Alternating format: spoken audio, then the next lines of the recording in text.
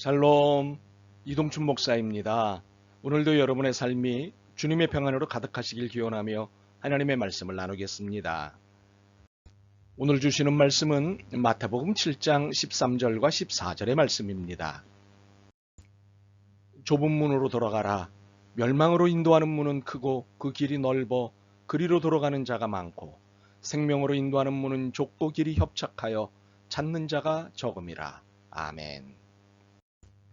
마태복음 7장 13절부터 14절 말씀을 본문으로 신앙의 길이라는 제목으로 말씀을 나누도록 하겠습니다. 우리는 신앙을 가진 사람입니다. 그래서 이 신앙에 맞게 삶을 사는 사람입니다. 영원하신 하나님과 하나님 나라의 소망을 두고 사는 사람입니다.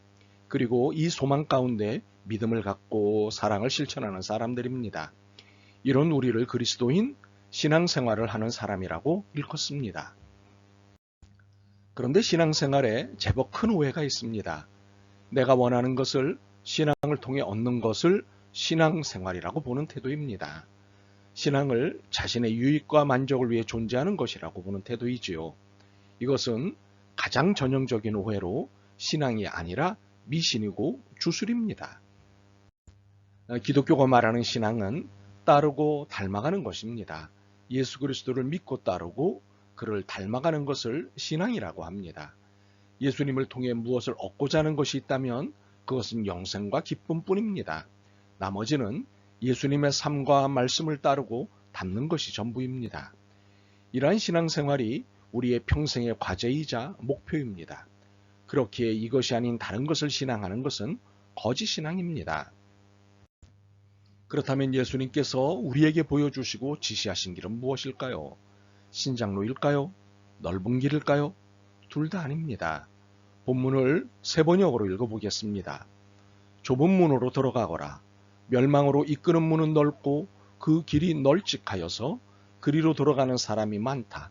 생명으로 이끄는 문은 너무나도 좁고 그 길이 비좁아서 그것을 찾는 사람이 적다.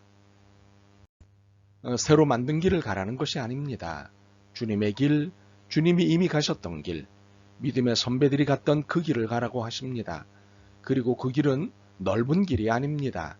주님이 가셨던 좁은 길입니다. 바로 그 길로 가라고 하십니다. 이 좁은 길 또한 믿음의 선배들이 갔던 길입니다. 그렇다면 질문입니다. 주님이 가신 길, 그리고 믿음의 선배들이 갔던 길, 이 좁은 길은 어떤 길일까요? 좁은 길, 좁은 문, 주님의 길을 간다는 것은 무슨 의미일까요? 이 길을 가는 신앙생활은 어떤 모습일까요? 첫 번째로 좁은 길을 간다는 것은 익숙한 것을 포기한다는 의미가 아닙니다. 옳지 않은 것을 하지 않는 길을 가는 것입니다. 이 땅에는 옳지 않은 것을 하게끔 만드는 구조와 제도들로 가득 차 있습니다. 그런데 이런 것들은 양의 탈을 쓴 늑대처럼 선과 유용성으로 포장되어 있습니다. 신자유주의에 매몰된 자본주의 기획이 그렇고 경제적 자유주의에 매몰된 민주주의 기획이 또한 그렇습니다. 또한 이러한 자본주의 기획에 매몰된 한국교회의 복음주의가 그렇습니다. 그러므로 한국교회와 성도인 우리가 따르고 닮아야 하는 예수님의 길, 좁은 길은 옳지 않은 것을 하지 않는 길을 가는 것입니다. 자본주의에 매몰된 한국교회는 이런 태도를 두고 진보적이니 혁명적이니 할 것입니다. 사실 맞습니다. 주님의 길은 본래 진보적이고 혁명적입니다. 자본주의로 망가지기 이전, 타락하기 이전의 상태로 돌아가기 위해서는 진보적이고 혁명적일 수밖에 없습니다.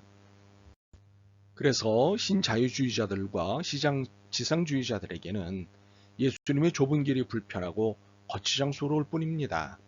그러나 우리는 이 길을 가야 정상이 되고 오름이 됩니다.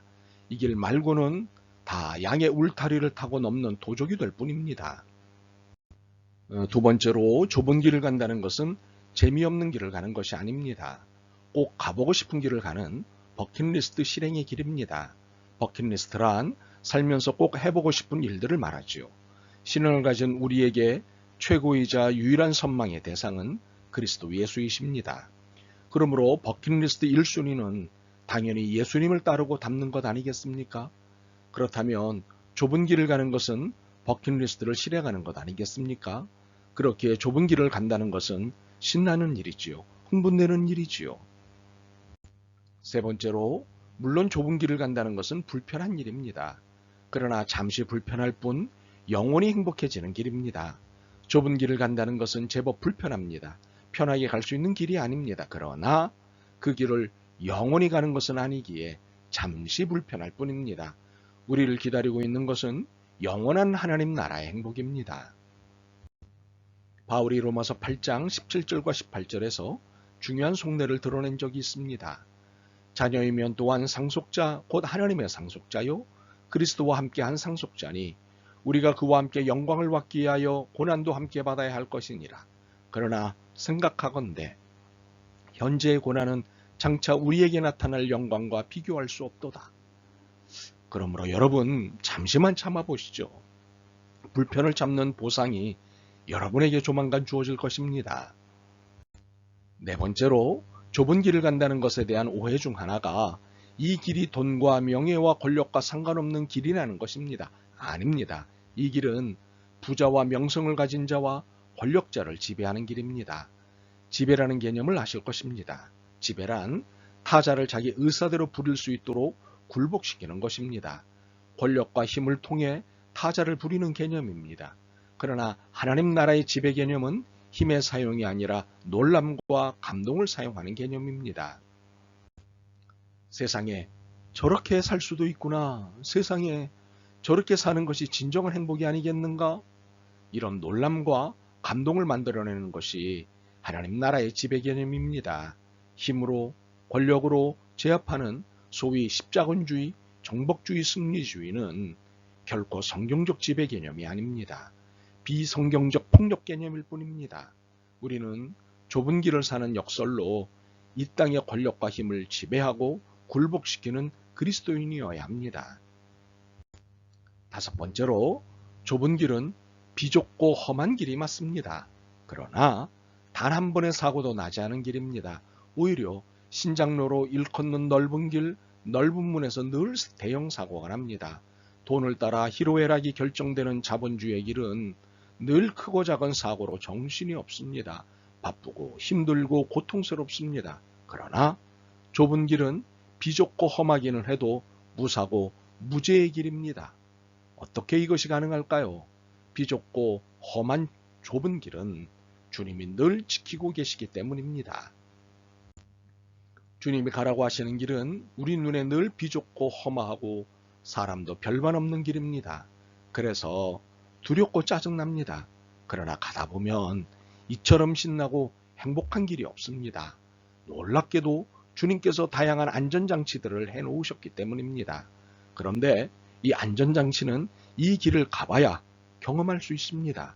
이 길을 가보기 전에는 결코 경험할 수 없는 신나는 안전장치들입니다. 솔직히 주님이 지시하신 좁은 길은 비좁고 험한 길이라 찾는 사람이 적은 길입니다. 참으로 인기라고는 하나도 없습니다. 그런데 이 좁은 길이 오히려 옳지 않은 것을 하지 않는 길, 버킷리스트 실행의 길, 영원히 행복해지는 길, 부자와 명성을 가진 자와 권력자를 지배하는 길, 단 한 번의 사고도 나지 않은 길입니다. 어째서 이런 길일 수 있을까요? 어째서 이런 역설들이 있을 수 있을까요? 생명의 길이기 때문입니다. 요한복음 14장 6절이 말씀하고 있습니다. 예수께서 이르시되 내가 곧 길이요 진리요 생명이니 나로 말미암지 않고는 아버지께로 올 자가 없느니라. 예수님의 사신 길, 예수님이 지시하신 길, 믿음의 선배들이 갔던 길, 그 좁은 길이 생명의 길, 사는 길입니다. 이 길 말고는 생명의 길이 없습니다. 평생 우리가 갈 길은 생명이 충만한 좁은 길입니다. 우리가 주님께 갈 때까지 가야 할 이 좁은 길은 진정한 기쁨과 행복을 만나는 길입니다. 그러므로 권합니다. 이 길을 가십시다. 미신의 길도 아니고 주술의 길도 아닌 주님의 길을 가십시다. 그래서 우리 모두 날마다 더 기쁘고 행복해졌으면 좋겠습니다. 아멘. 주님, 이 길 부담스럽고 불편했습니다. 그래서 불안했습니다. 남들이 가지 않는 길을 간다는 것이 소외와 무시를 당하는 길이 될까 두려웠습니다. 그러나 이 길이 생명의 길이요 복된 길임을 깨달았습니다. 믿음으로 가겠습니다. 힘을 주시옵소서. 예수 그리스도의 이름으로 기도드립니다. 아멘. 오늘도 여러분의 믿음과 삶을 응원합니다. 사랑합니다.